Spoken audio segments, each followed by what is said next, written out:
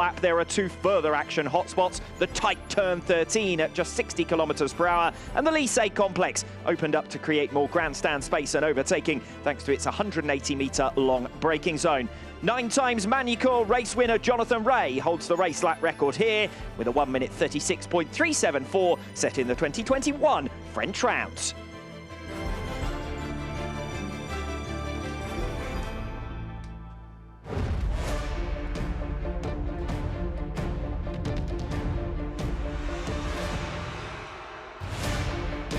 Álvaro Bautista won 16 of the first 18 races this season, including a record equaling 11 in a row to build a 93-point championship lead. But in the last 2 rounds, he's added only 2 more wins. He gave up 23 points in Imola with his second retirement of the season and could have seen his advantage shrink to less than 50, but for Toprak Razgatlioglu's own retirement from the lead of race 2 in Most. Instead, Jonathan Rea was the Czech round's top scorer.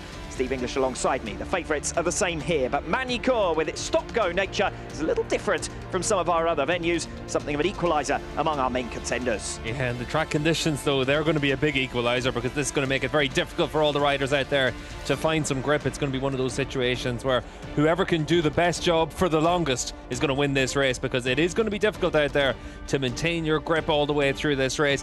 You could easily have it if you get into a battle where you could lose touch with the riders around you.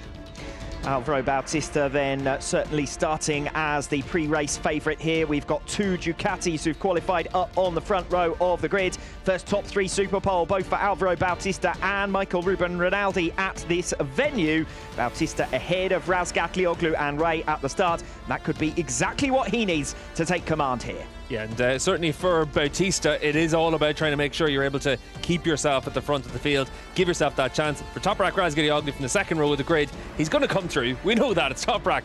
And he is going to give himself opportunities. It's about being able to follow Bautista right from the outset. Quick piece of news before we get into the rider profiles. Andrea Locatelli among those relegated 3 places back on the grid. Riders further down the order, the likes of Brad Ray, Xavi Vierge and Lorenzo Baldassari. But Andrea Locatelli, the main victim there, having qualified P7, he will be going from P10, the 4th row of the grid. But up at the front, it's Garrett Gerloff starting from pole, his first in the Superbike World Championship, only his second front row start in this series. The first pole position for BMW in 2 years, the first American on pole since 2011, justifying the pace really he's shown throughout free practice. Yeah, super stuff from Garrett all the way through this weekend, but to take that pole position, hats off, because it was such a good lap. But it isn't like it's been the only fast lap he's done this weekend. He's been fast, he's been consistent, he's going to have an opportunity, but it's up to him to keep himself close to the front of the field. If he can come away with top 5 finishes, it's a really good effort. And crucially for him, we know that he tends to come on strong in the latter stages of races, so if he can hold position early on, he could really be in the thick of it late on. Well, the good thing for Gerloff is the bike is fast in Sector 1, so fast down towards Turn 5, the braking zone in towards the Adelaide hairpin, and he's quick on the exit of that corner as well. So with that being the case, he's going to have a bike that's going to be quite difficult to overtake. Quite rightly, all smiles for the moment, but of course championship points aren't awarded until we go racing, so there's still some serious business to be done for Garrett Gerloff, but a real boost for BMW, who've been on the front foot in their rivalry against Honda for 4th in the Manufacturers' Championship. Unfortunately, that's the realistic expectation for those 2 manufacturers, is to scrap further down the order, but we've got 3 BMWs in those top 10 positions here, so a solid effort from them in Superpole. Back to our championship leaders then, and Álvaro Bautista currently sits in top spot. He's been victorious in 3/4 of all races this season. He is our most recent race winner, took race 2 of the Czech round before the summer break. His 50th in World SBK, a record 18th in a single season. Yeah, and for Álvaro, it's been such a good season once again. He's just so consistent, so difficult to beat. But last time out in Moss, the scrap that we saw between himself and Toprak, this is just one of the many incidents that happened between them. It was like no fight we've seen between them up until now. Toprak saying that it was a lot of fun for him on the bike, almost as much fun for us to watch it, I think. And until that moment with the tyre failure for Toprak, really did look like the championship battle was going to move on another stage. As it is, Álvaro's got one hand on the championship now. Yes, Alvaro Bautista then your race winner last time out in Moss. 2 victories in the 2 most recent rounds, as we've said. But this is the man who's been the focus of all the cameras in Magny-Cours thus far. Jonathan Rea, after announcing his shock move to Yamaha for 2024. A new chapter for him after 9 years in green. They've yielded 6 world titles, of course. This has been, though, his worst season in a decade. And the hope is that he can arrest the slide, bring himself back into title contention next year. Yeah, there's no doubt that Rea viewed that the Yamaha was more competitive than the Kawasaki, and just a look at the results over the last few years proves that point. He's going to have an opportunity with Yamaha next year, but now that that's all done and dusted, he's just focused on these final 4 rounds in green and trying to give himself a chance of being able to get some podiums, challenge for a race win. But for Rea, even though he's had a couple of race wins in the last few months, it has been in wet conditions. In Phillip Island at the end of last year, Most at the last round. You're going all the way back to Portugal last year in Estoril for a dry weather race win. And for a man that's had so much success, it's clear to see why he wants to leave. He wanted to get an opportunity to win races again. Yamaha provides that, and Rea did everything he could to make sure he was in a position to move. Jonathan Rea, top scorer last time out before the summer break. 50 points his score, the best tally for him of the season so far. This is Michael Ruben Rinaldi, and plenty of news for him. It's unfortunately, though, a story of departure. 4th Ducati in the championship standings. Michael Ruben Rinaldi hasn't done enough to keep his ride for next season. 2nd seat alongside Alvaro Bautista will be taken by Nicolo Bulliger for 2024. But Rinaldi certainly been a fine servant to the Bologna factory. 3rd in their all-time appearance records. He should get to 2nd in their all-time appearance records this weekend. Yeah, and for Rinaldi, it's been a good tenure with Ducati. He was obviously very strong, a title contender against Toprak in the Stock 1000 class, and he's been able to win races on the Ducati in the Superbike class. Just hasn't been able to quite get close enough to Alvaro Bautista this year. There's been some bad luck for Rinaldi, and really you can't argue with Ducati's decision to move on from him. And a rare front row start for him here. We know that in the hot track temperatures, the Ducati tends to come to the fore. It's gentler on its tyres as well. So Bautista and Rinaldi starting on the front row. Every chance that Rinaldi could get back into the podium positions here. Yeah, and he needs to. He needs to have some podiums before the end of this season. He needs to make sure that he's in the position to be able to challenge for a good seat for next season. He obviously wants to remain a factory rider. The opportunities to be a factory rider probably only really with that Honda machine, and whether or not that's what he wants to be on remains to be seen. But for Rinaldi, he's got 4 rounds on the best bike. He needs to make them count. Recent momentum has been with Toprak Razgatlioglu, who gained 21 points on Alvaro Bautista in the first 2 races of the Czech round. Unfortunately for him, he lost 4 from the weekend overall. A tyre failure in race 2. It was a popped blister that caused his 2nd retirement of the season, ended his 20-race consecutive podium run.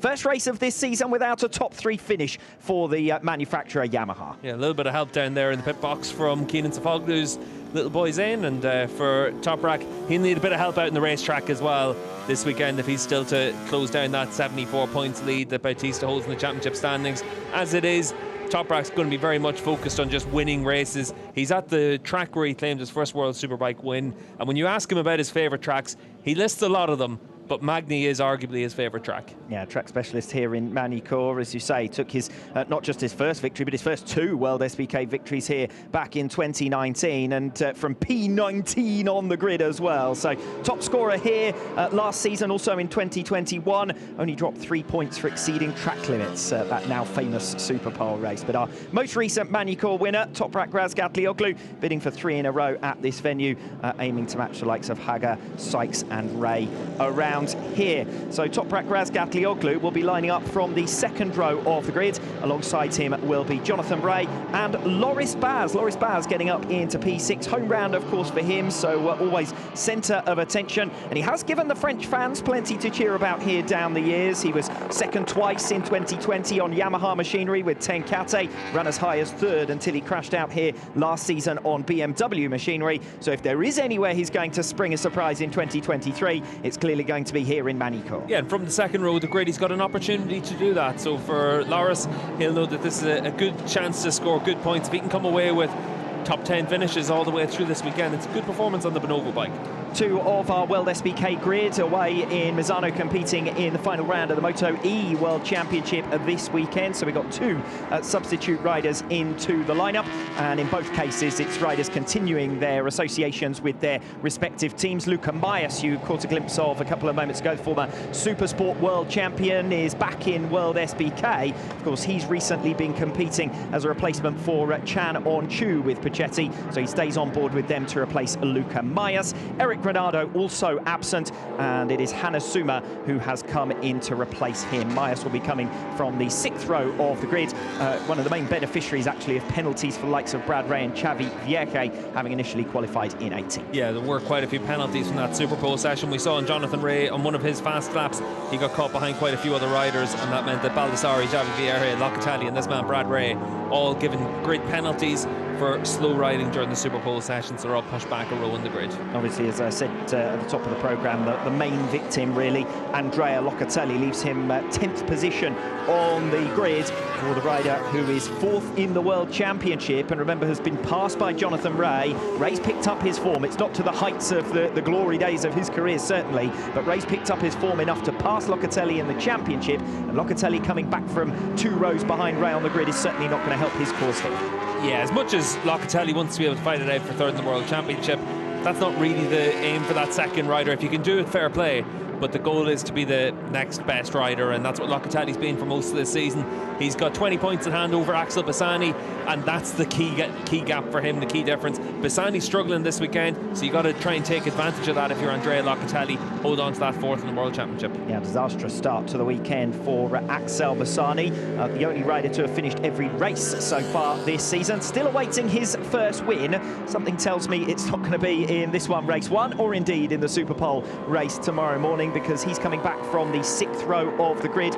Mitigating circumstances, really, Steve. He had a big spill yesterday and mechanical problems blighting him this morning. Yeah, and with these rounds coming one after the other, 3 rounds in 4 weekends, any crash like that can have a big impact. So hopefully for Bassani, he's able to get through the rest of this weekend without any issues and then be fully fit for the rest of the campaign. But certainly for Bassani, the goal is to try and finish this season as strong as possible. It does look likely that he's going to be the rider that replaces Jonathan Ray at Kawasaki. So he's got 4 rounds left on that Moto-Corsa Ducati potentially, and opportunities to be able to finally claim that first race victory. He's been making steady progress on that through the course of this season. He's led a lot of laps in Most and in Imola, and now it's up to him to try and make sure that he can get it across the line at some stage. Riders pulling into position then on the grid, and Garrett Gerloff moving into an unaccustomed position. P1 for Garrett Gerloff, and although there was elation and celebration earlier on, now the hard work really begins,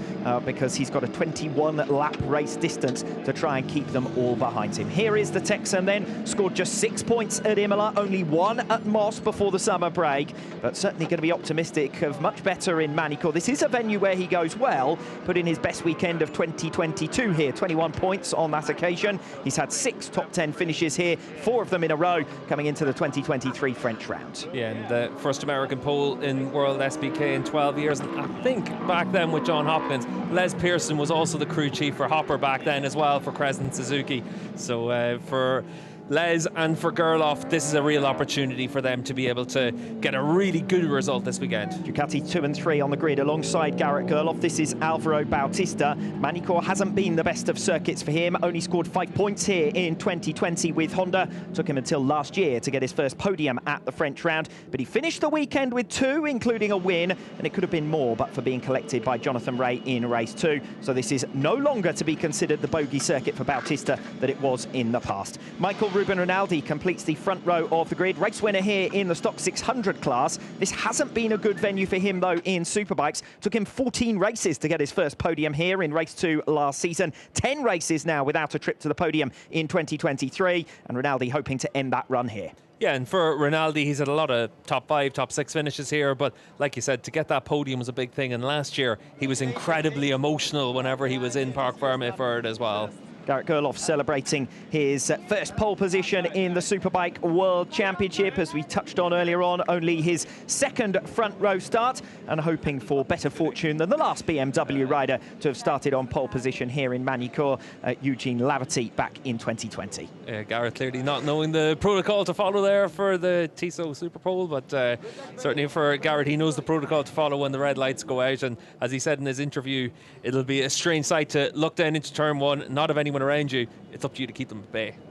On the second row of the grid, two of our biggest names, Toprak Razgatlioglu and Jonathan Rea. Razgatlioglu really the only man keeping Bautista honest in this championship. The Spaniard only increasing his advantage over Razgatlioglu by 5 points in the last 4 rounds. And Toprak on 18 more points, 2/3 the way through this season than he was this time last year. The problem is that Bautista's on 33 more, both benefiting, I would suggest, from Jonathan Rea's struggles. Yeah, and for both those riders, there's been so many times where they've been first and second during the course of this season. Toprak's done a really good job this year. He's unfortunate after that tyre failure last time out in Most, but it's up to him now to make it count here at one of his favourite tracks. Jonathan Rea, third different victor of the 2023 campaign, with the checkered flag in race 1 of the Czech round. This is now his 15th consecutive season as a race winner, but he was made to wait over 250 days for his latest a wet race. He benefited from a tyre gamble, and as you touched on earlier on, his last dry win dates back to May 2022. Yeah, the big thing for Rea now is, with his future sorted, it's up to him now just to focus on the racetrack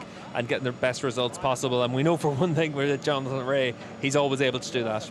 5 top 10 finishes in the last 6 races for Loris Baz, who completes the second row of the grid. Those have contributed more than half of his season's total in just the last 2 rounds. Baz has got right back on the pace of the other BMW runners. Really looking forward to the championship's final third, I'm sure. At last back to full fitness following his early season injuries. Yeah, Jules Cluzel down there as well, just to give some last-minute support to his good mate Loris Baz. And good to see Jules back here in the paddock as well. And nice to see he was able to offer out the Superpole rewards. It's time to hear the national anthem for our host country of France.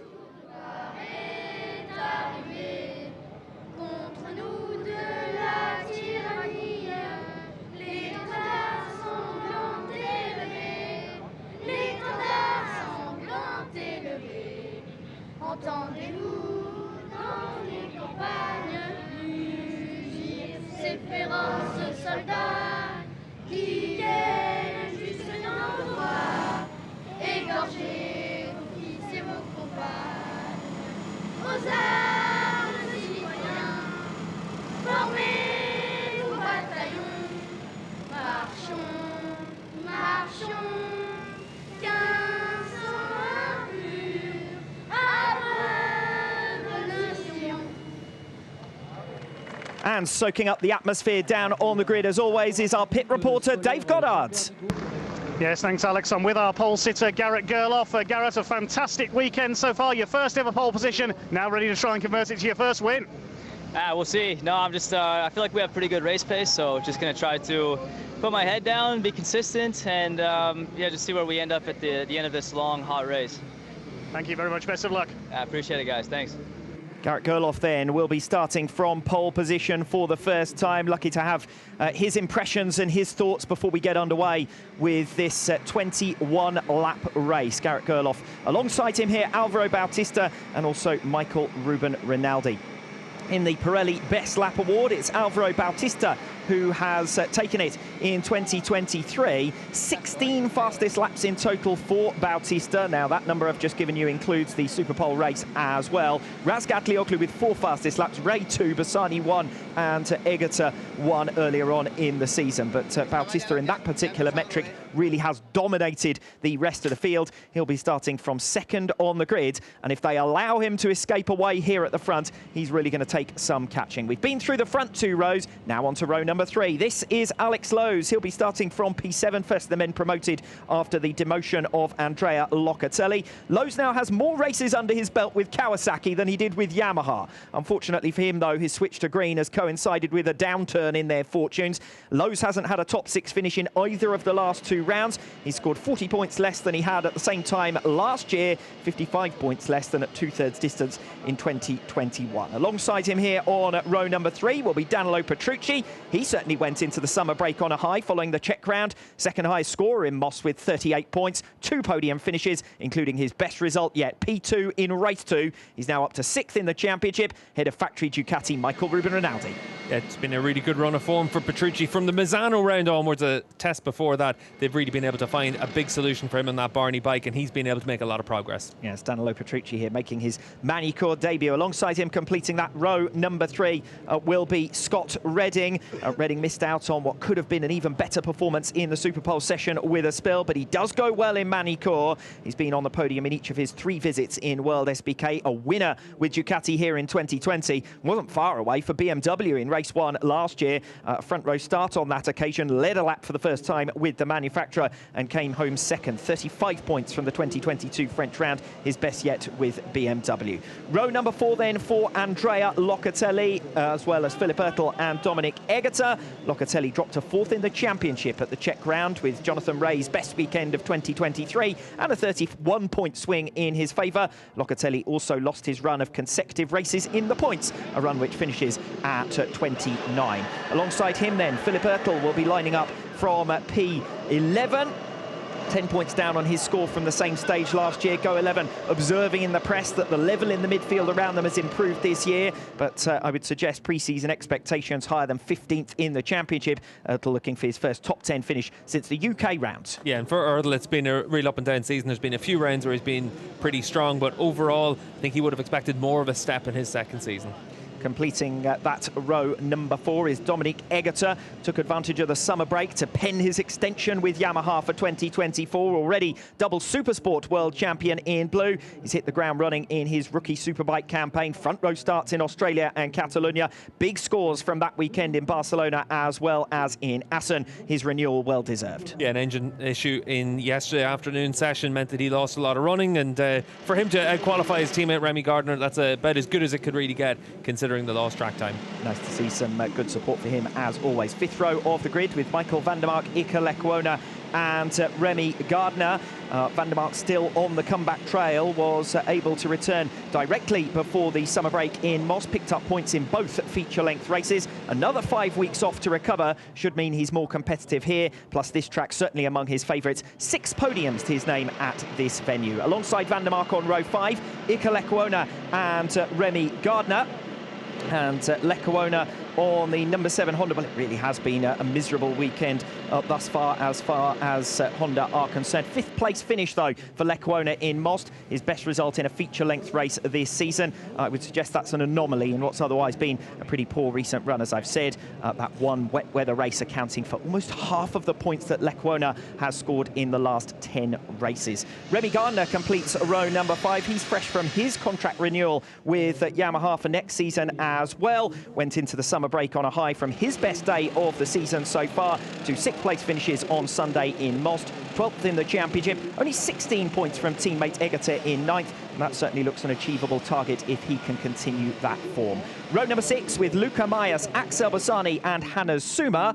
Maias making his return to the Superbike World Championship as a substitute rider for Tito Rabat, who's away on Moto E duty. It's been a tough campaign thus far for Luca Maias. It's been a tough weekend thus far for Axel Bassani. Expectations were certainly much higher than just 17th on the grid. Put in his best round of the 2022 season here in Magny-Cours. 36-point score on that occasion. The only time so far he's managed 2 podiums in a single weekend. But there's been all sorts of misfortune up till now for Bassani in Magny-Cours here. Yeah, he had a big crash yesterday and then technical issues this morning. So he's lost an awful lot of track running. And it has been a big issue for Bassani, but he needs to try and recover from that 6th row of the grid. Completing the 6th row is Hannes Suma. Behind them, Vieche, Ray and Shireen, Viñales, Baldassari and Koenig. Perfect opportunity to head down to the grid with our pit reporter, Dave Goddard. Yes, down here with Julio Nava, the crew chief for Alvaro Bautista. Julio, Alvaro 2nd on the grid today. The Ducati getting stronger and stronger all the time here at Magny-Cours. You know, we are working and, you know, like always, you have a good rider, sure he's able to put a patch. Okay, thanks very much. Best of luck for the race. Yes, in prospect here, Bautista starting 2nd position on the grid. We'll hope that he can just keep Razgatlioglu and Ray behind him, because that's going to put him in a confident frame of mind, bearing in mind that it's been difficult for others to maintain track position generally ahead of him in 2023.